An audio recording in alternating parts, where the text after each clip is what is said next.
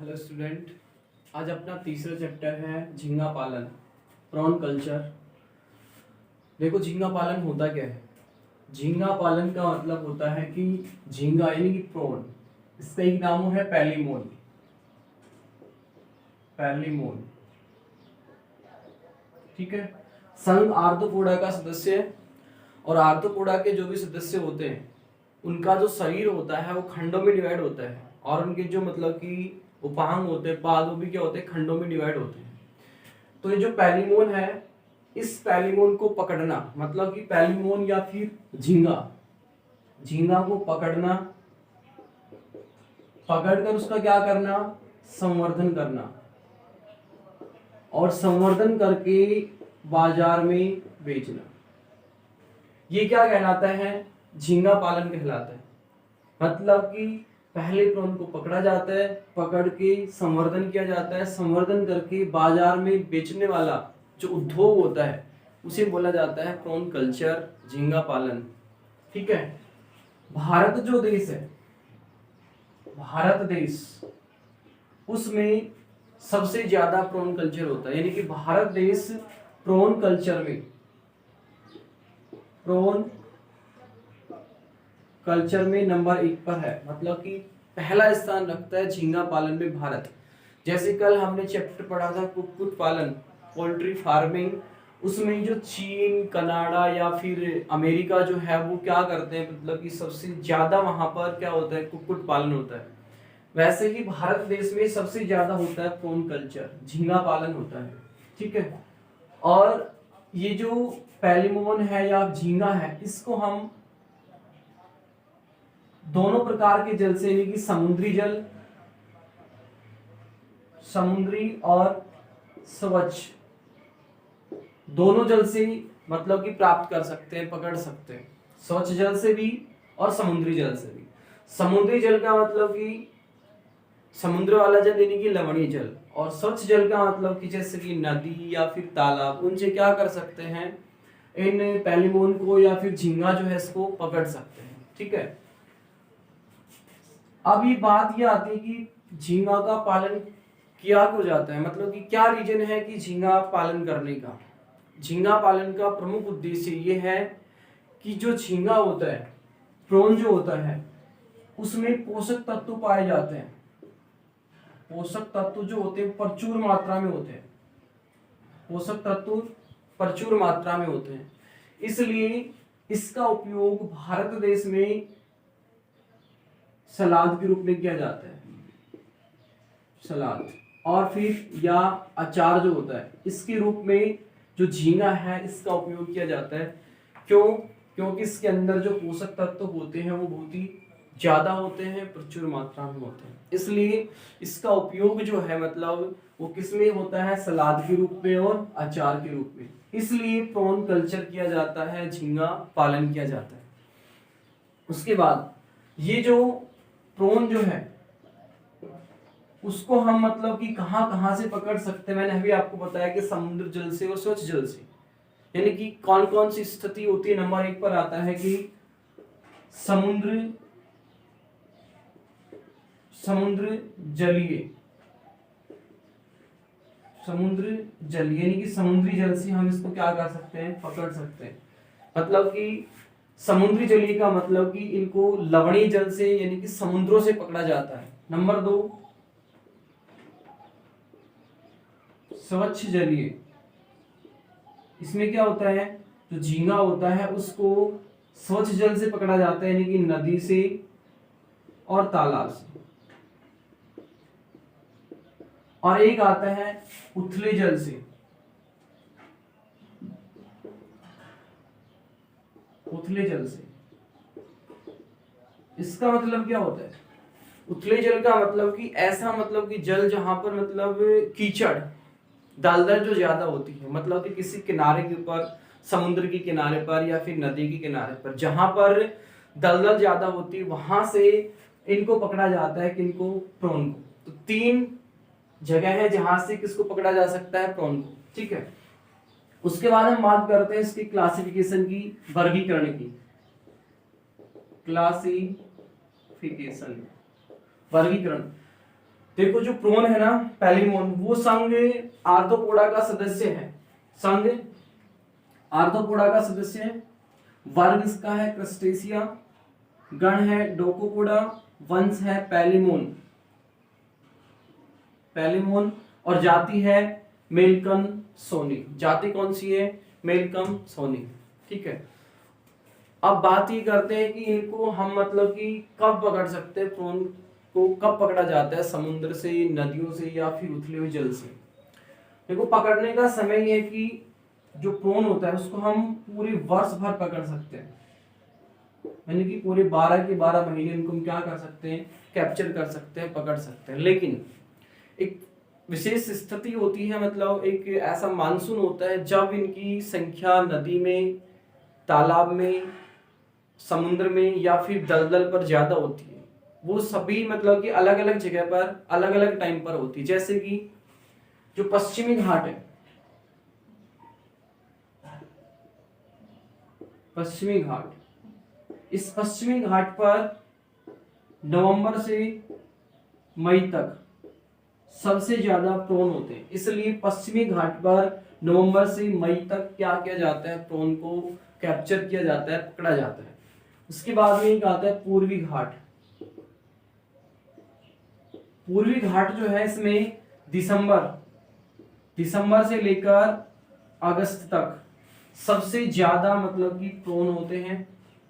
इसलिए दिसंबर से लेकर अगस्त तक कैप्चर किया जाता है किनको, प्रोन को। उसके अलावा गुजरात और अमेरिका, गुजरात और अमेरिका के अंदर इनको पकड़ा जाता है जुलाई, अगस्त और सितंबर।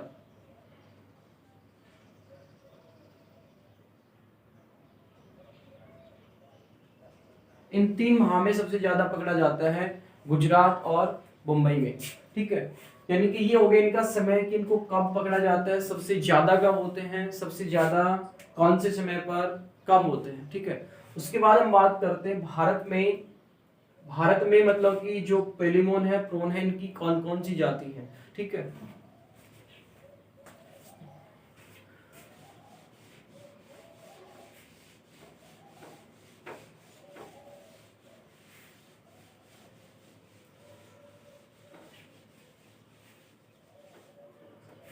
देखिए उसमें नंबर 1 पर आता है पेनियस, पेनियस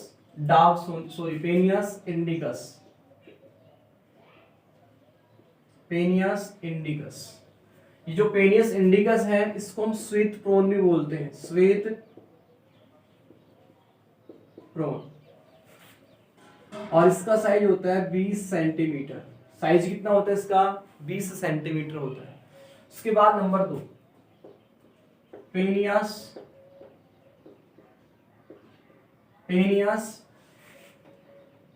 मोनोडोन,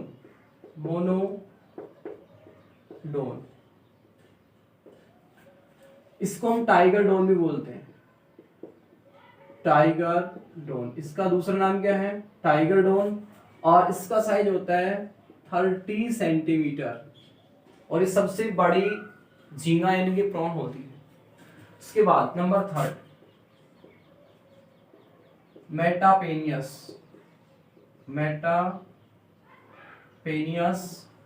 डावसोनी।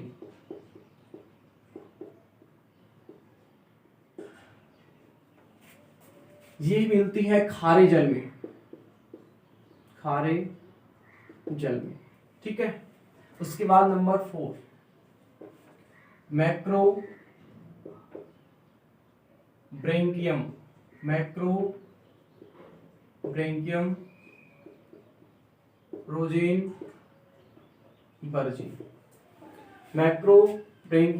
रोजेनबर्जी। ये वाली जो है इसका सबसे ज्यादा उपयोग किया जाता है प्रयोगशाला में,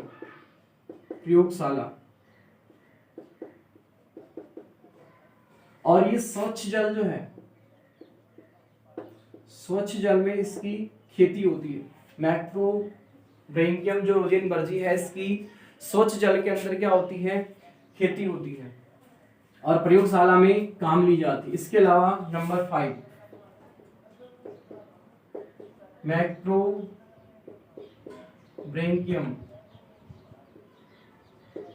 मैक्रोब्रेंकियम और एक है मैक्रोब्रेंकियम, उसका नाम है मिराबिलिस। मैक्रोब्रेंकियम मिराबिलिस।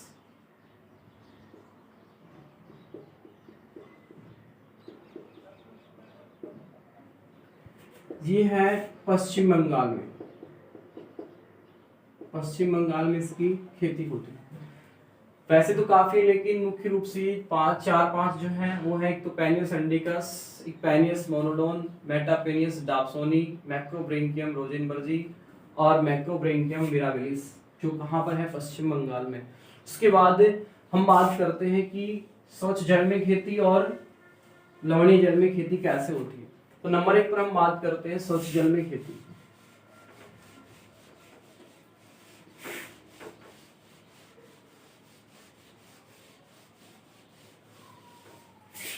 नंबर 1 पर हम बात करते हैं स्वच्छ जल में खेती। स्वच्छ जल में खेती कैसे होती है? देखो, सबसे पहले होता क्या है कि जो स्वच्छ जल है उसमें से जो अभी बताया आपको मैक्रोब्रेंकियम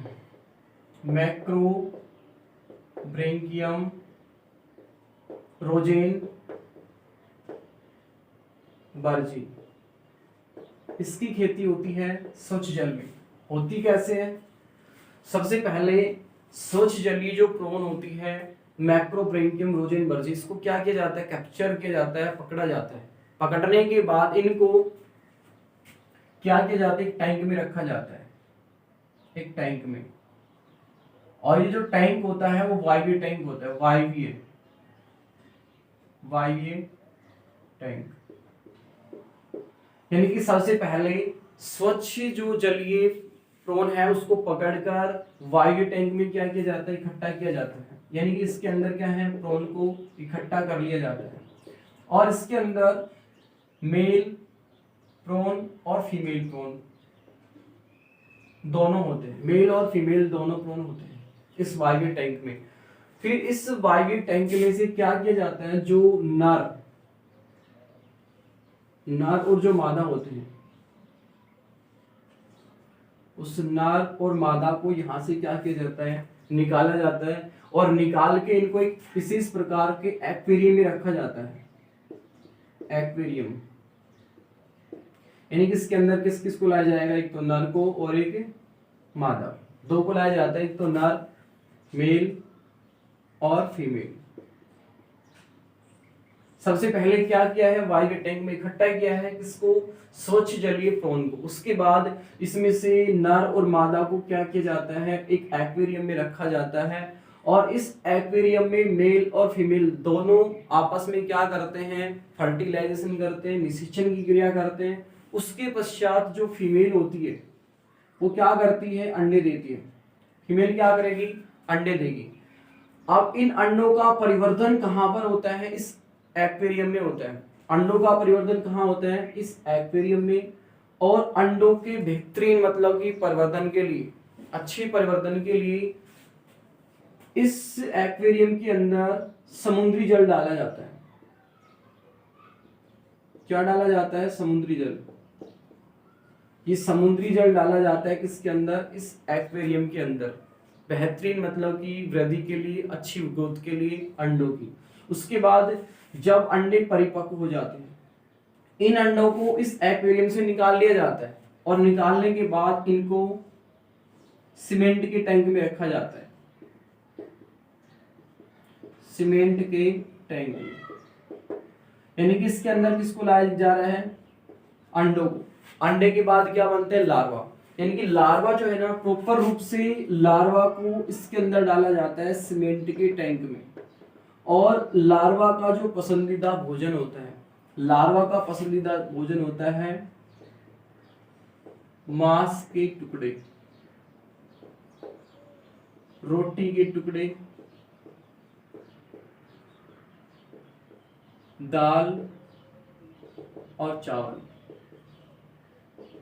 ये सबसे पसंदीदा भोजन होता है किसका, इस लार्वा का। जो ये लार्वा है ना किसका, प्रोन का जो लार्वा होता है इसका जोइया लार्वा का पसंदीदा भोजन होता है मांस के टुकड़े, रोटी के टुकड़े, दाल और चावल। वो डाला जाता है किसमें, इस सीमेंट के टैंक में, जिसके कारण वो अच्छे से उनका क्या हो जाए, मतलब कि परिपक्वन हो जाए, अच्छी ग्रोथ हो जाए।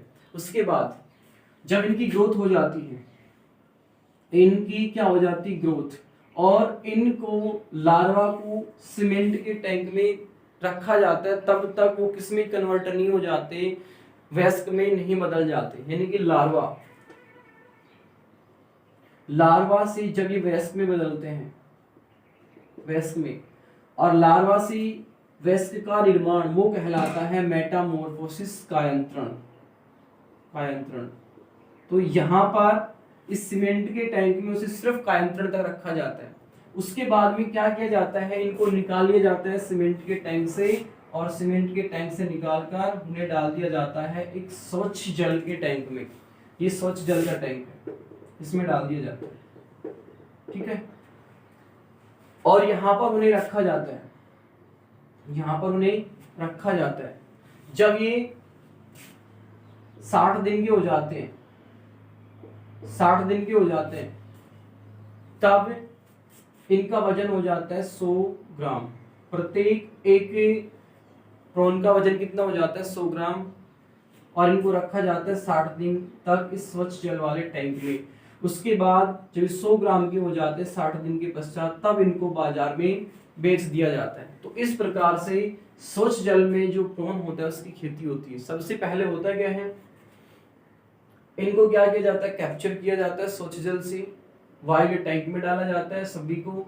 वायु टैंक से किसको निकाला जाता है, मेल और फीमेल को किस में रखा जाता है, एक्वेरियम में, जिसमें दोनों आपस में निषेचन करते हैं। मादा अंडे देती है, अंडे का परिपक्वन के लिए, अच्छे बेहतर परिपक्वन के लिए समुद्री जल डाला जाता है। उसके बाद में परिपक्वन जब हो जाता है, लार्वा बन जाती है, लार्वा को निकालकर सीमेंट के टैंक में रखा जाता है। सीमेंट के टैंक में लार्वा का पसंदीदा भोजन रखा जाता है, जिसके कारण उसका अच्छे से परिपक्वन होता है। उसके बाद सीमेंट के टैंक में उसे तब तक रखा जाता है जो किसमें कन्वर्ट नहीं हो जाता, अडल्ट में, वयस्क में, ठीक है। यानी कि लार्वा से वयस्क का निर्माण कहलाता है मेटामॉर्फोसिस, कायांतरण। उसके बाद जब अडल्ट में कन्वर्ट हो जाते हैं वयस्क में, उसको किस में डाल दिया जाता है, एक स्वच्छ जलीय टैंक में, और 60 दिन के बाद में कितने ग्राम के हो जाते हैं, प्रत्येक का वजन 100 ग्राम, जिसे बाजार में क्या कर दिया जाता है, बेच दिया जाता है। उसके बाद नंबर 2 पर आता है चावल के खेतों में प्रॉन की खेती। मतलब कि चावल के खेतों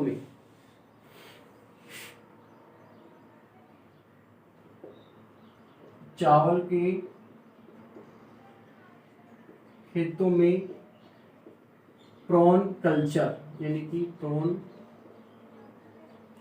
कल्चर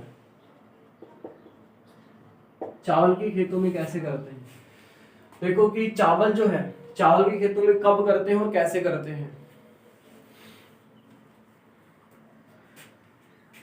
देखो कि एक संस्था है ICMR, Indian council of medical research. ये एक संस्था है। ये संस्था क्या करती है कि जो चावल की खेती करने वाले जो किसान होते हैं, उनको चावल की खेती के बाद करने के बाद उनको प्रॉन जो है, प्रॉन के अंडे उपलब्ध करवाती है। और ये चावल के खेतों में प्रॉन की खेती होती है केरल में, केरल और पश्चिम बंगाल, वेस्ट बंगाल, यहां पर होती है। और चावल का जो खेत है, चावल के खेत के बाद प्रत्येक 1 एकड़ से लगभग 200 से 300 किलोग्राम प्रॉन प्रति एकड़ प्राप्त होते हैं। 200 से 300 किलोग्राम प्रॉन प्रति एकड़ प्राप्त होते हैं चावल के खेतों में। ये खेती होती कैसे है, देखो सबसे पहले जब केरल और पश्चिम बंगाल के जो किसान होते हैं, वो जब चावल की खेती कर लेते हैं, मतलब कि चावल जो है उसकी खेती हो जाती है, होने के बाद वो क्या करते हैं, जो खेत है, खेत में क्या करते हैं, बहुत ज्यादा ऊंची मतलब कि मिट्टी की मेड़ बनाते हैं, ऊंची ऊंची, यानी कि ऐसे ऊंची ऊंची क्या करते हैं, मेड़ बनाते हैं चावल के खेत में, ठीक है। और ये जो मेड़ बनाते हैं इसमें होता क्या है, जब ये मेड़ बनाते हैं ऊंची ऊंची तो उसमें बीच में हल्के हल्के मतलब कि होल रख देते हैं, मतलब कि जैसे कि उनमें से मतलब कि जैसे कि पाइप होता है, पाइप के जैसे होल रख देते हैं छोटे छोटे, जैसे कि मेड़ बना दी और इस मेड़ के अंदर क्या किया जाता है, छोटे छोटे होल रख देते हैं और इन होल को बोला जाता है जल द्वार। और ये चावल की खेती होती है समुद्र के किनारे पर, जो समुद्र के किनारे जो किसान चावल की खेती करते हैं उसके बाद जब वो प्रॉन की खेती करते हैं तो क्या करते हैं, सबसे पहले मेड़ बनाते हैं। मेड़ में क्या किया जाता है, मेड़ बनाई जाती है काफी ऊंची, मतलब एक मिट्टी की दीवार बनाई जाती है और उसमें क्या कर दी जाते हैं, हल्के हल्के सुराख कर दी जाते हैं, मतलब कि होल बना दी जाते हैं और उन होल को क्या बोला जाता है, जल द्वार बोला जाता है। जैसे ही समुद्र में मतलब कि ज्वार आता है, मतलब कि ज्वार भाटा आता है समुद्र में जैसे ही, तो क्या होता है कि जो जल होता है वो इन होल के द्वारा कहां पर जाता है, खेतों में जाता है। होल के द्वारा कहां पर चला जाता है, खेतों में। और समुद्री जल में कौन होते हैं, समुद्री जल में होते हैं लार्वा किसके, प्रॉन के। खेत में जाने के बाद किसान क्या करते हैं, वो जो होल बने होते हैं ये वाले, इन होल को बांस की चटाई जो आती है उससे क्या कर देते हैं, बंद कर देते हैं। जब वो बांस की चटाई से बंद करते हैं तो पानी तो उस चटाई से बाहर आ जाता है, लेकिन जो लार्वा होते हैं वो उस होल से बाहर नहीं आते हैं, उस जल द्वार से बाहर नहीं आते हैं और वो जो लार्वा होते हैं वो कहाँ रह जाते हैं, उस खेत में रह जाते हैं। उसके बाद क्या करते हैं किसान क्या करते हैं, उस खेत के अंदर इन लार्वा का पसंदीदा जो भोजन होता है वही मांस के टुकड़े और रोटी के टुकड़े, इसके अलावा वही दाल और चावल ये डाल देते हैं, दाल और चावल क्या कर देते हैं, डाल देते हैं, जिसके कारण धीरे धीरे इनकी वहां पर क्या होती है, ग्रोथ होती जाती है धीरे धीरे। और उसके बाद एक समय के पश्चात इनको इकट्ठा कैसे करते हैं, जो किसान होते हैं, वो क्या करते हैं, मतलब कि लालटेन जो जानते हो आप, लालटेन लेके क्या करते हैं, इनको ढूंढते हैं। जो प्रोन होता है इनको क्या करते हैं, ढूंढते हैं। क्यों, क्योंकि जो प्रोन होते हैं वो प्रकाश के प्रति संवेदनशील होते हैं। प्रोन प्रकाश के प्रति क्या होते हैं, संवेदनशील होते हैं, यानी कि प्रकाश की ओर क्या होते हैं, आकर्षित होते हैं। इसलिए किसान क्या करते हैं, लालटेन लेकर क्या करते हैं, उन प्रोन को ढूंढते हैं, उनको पकड़ते हैं। साधन मतलब कि किस किस साधन की आवश्यकता होती है प्रोन को पकड़ने के लिए। नंबर 1 सबसे पहली बात आती है नाव की। नंबर 2 नायलॉन का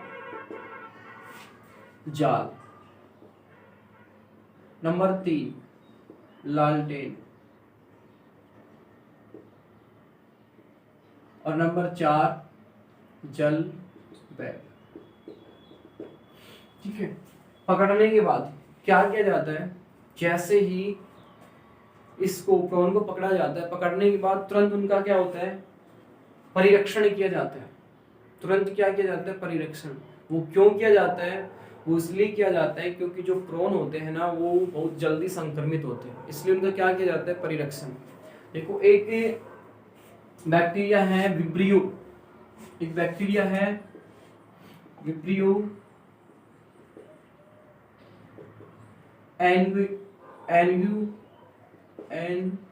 एन्यूलेज। ये क्या करता है, जो प्रोन होता है, प्रोन में संक्रमण उत्पन्न करता है, प्रोन में क्या करता है, संक्रमण उत्पन्न करता है। और जिसके कारण प्रोन जो होता है, प्रोन की जो शरीर है उसकी जो पेशी होती है, उस पेशी में वसीय अमल बन जाता है। वसीय अमल जो है वो संपूर्ण पेशी में बन जाता है, वो संपूर्ण पेशी में फैल जाता है, जिसके कारण प्रोन की मतलब की जो गुणवत्ता होती है वो क्या हो जाती है, कम हो जाती है। इसके अलावा एक आता है मैक्रो ब्रेंकियम, मैक्रो ब्रेंकियम इक्विडेंस, इक्विडेंस। ये क्या करता है, ये जो प्रोन होता है उस प्रोन के अंदर ब्लैक स्पॉट डिजीज उत्पन्न करता है, जिसके कारण उस प्रोन के जो उपांग होते हैं वो झड़ जाते हैं। प्रोन जो है उसके उपांग क्या हो जाते हैं, झड़ जाते हैं। यानी कि मैंने बताया था कि प्रोन किस संघ का सदस्य है, आर्थ्रोपोडा का, और आर्थ्रोपोडा के अंदर संधियुक्त उपांग होते हैं, उपांग क्या हो जाते हैं, झड़ जाते हैं। इसलिए इससे बचने के लिए क्या किया जाता है, इनको पकड़ने के तुरंत बाद जल में रखा जाता है, जल में, और जल का तापमान होता है 28 डिग्री सेंटीग्रेड तापमान पर इन्हें रखा जाता है। इसके अलावा एक प्रोटोजोआ का लार्वा होता है एफिलोटा, एफिलोटा जो लार्वा होता है यह है प्रोटोजोआ का लार्वा, प्रोटोजोआ। इस प्रोटोजोआ का जो लार्वा है एफिलोटा, ये प्रोन का लार्वा होता है जोइया, इसमें संक्रमण उत्पन्न करता है जोइया में। ठीक है, तो ये तीन हैं, क्या करते हैं, संक्रमण उत्पन्न करते हैं किसमें, प्रोन में। इसलिए पकड़ने के तुरंत बाद उसका क्या किया जाता है, परिरक्षण किया जाता है। उसके बाद एक छोटा सा पॉइंट है पुलिन शुष्कन, पुलिन शुष्कन क्या होता है, पुलिन शुष्कन। देखो जो पुलिन शुष्कन होता है इसका मतलब होता है कि प्रोन को जब हम पकड़ते हैं, पकड़ने के बाद जो समुद्र होता है, समुद्र के किनारे क्या होती है, रेत होती है, मिट्टी। उस मिट्टी में इन प्रोन को क्या किया जाता है, सूर्य की प्रकाश की उपस्थिति में इनको सुखाया जाता है। यानी कि प्रोन को पकड़ने के बाद समुद्र के किनारे जो मिट्टी होती है, मिट्टी के ऊपर इनको रख दिया जाता है और सूर्य की प्रकाश की उपस्थिति में इन प्रोन को सुखाया जाता है। उस क्रिया को बोलते हैं पुलिन शुष्कन। ठीक है, उसके बाद इसके उपयोग क्या है, मतलब कि जो प्रोन है, प्रोन कल्चर क्यों करते हैं, उसका उपयोग क्या है। उसमें नंबर 1 पर आता है उपयोग में भोजन के रूप में। नंबर 1 भोजन के रूप में, भोजन के रूप में करते हैं क्योंकि आपको बताया था कि इसमें पोषक तत्व प्रचुर मात्रा में होते हैं, इसलिए इसका उपयोग सलाद और अचार के रूप में किया जाता है। नंबर 2 खाद्य के रूप में, खाद्य के रूप में, खाद्य के रूप में कैसे करते हैं, जो प्रोन होती है, प्रोन का जो मतलब कि त्वचा होती है, मतलब इसके जो उपांग होते हैं उसके अंदर नाइट्रोजन, फास्फोरस और कैल्शियम प्रचुर मात्रा में होता है, इसलिए इनको पीसकर क्या बनाया जाता है, इनकी राख बनाई जाती है, और जिसके कारण इस राख को कहाँ पर डाला जाता है, खेतों में, जिसके कारण खेत की उपजाऊ क्षमता में क्या होती है, वृद्धि होती है। नंबर 3 झींगा भोजन, झींगा भोजन। झींगा भोजन का मतलब क्या होता है, इसका मतलब होता है कि जो झींगा के उपांग और झींगा का कवच, उसको पीसकर एक भोजन बनाया जाता है जिसे बोलते हैं झींगा भोजन। झींगा के कवच और उपांग, इसको पीसकर जो भोजन बनाया जाता है उसे बोलते हैं झींगा भोजन। और इस झींगा भोजन का उपयोग किसमें किया जाता है, कुक्कुट पालन में। जो कुक्कुट जो होता है उसका ये क्या होता है, भोजन होता है, क्योंकि इसमें कैल्शियम जो है उसकी प्रचुर मात्रा होती है, और ये कैल्शियम इस कुक्कुट से यानी कि मुर्गी से क्या बनेंगे, अंडे, उस अंडे के कवच में महत्वपूर्ण भूमिका निभाता है। मुर्गी के जो अंडे होते हैं उसका जो कवच होता है, कवच में भी क्या होता है, कैल्शियम।